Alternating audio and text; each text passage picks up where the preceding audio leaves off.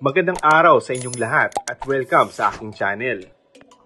Tila nadulas ang dila ng komedyante at talent manager na si OG Diaz nang mamanggit nito na nagsasama na ang real-life couple na sina Coco Martin at Julia Montes.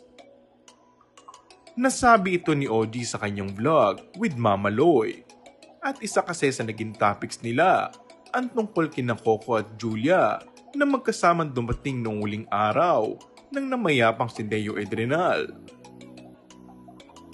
Kahit nga makailang ulit kasing napabalitan tungkol sa relasyon ng dalawa, ay wala silang inaamin sa publiko. Huwag natin silang pangunahan, sagot ni Ogie. Bakit ba tayong unang umaamin?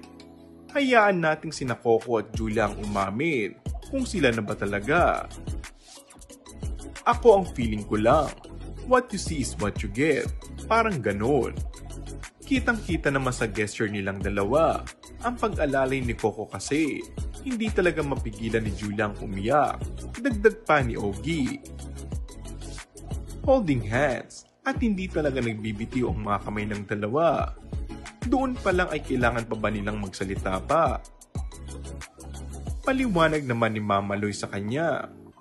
Dati naiisip ko, kaya hindi umaamin sina Coco at Julia. Kasi diba, yung kanya-kanya nilang sarili, kung maipiper sila sa ibang ka-love team, hindi maging awkward. At sa puntong ito, na nadulas ang comedian at talent manager. At saka mahal naman nila ang isa't isa, say ni OG. So kung sa tunay na buhay, nagsasama na sila, ay relax na sila sa isa't isa.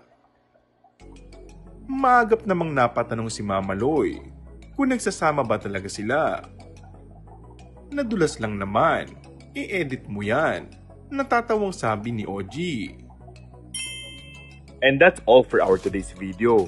Kung bago ka lang sa aking channel ay mag-subscribe at pindutin na rin ang notification bell.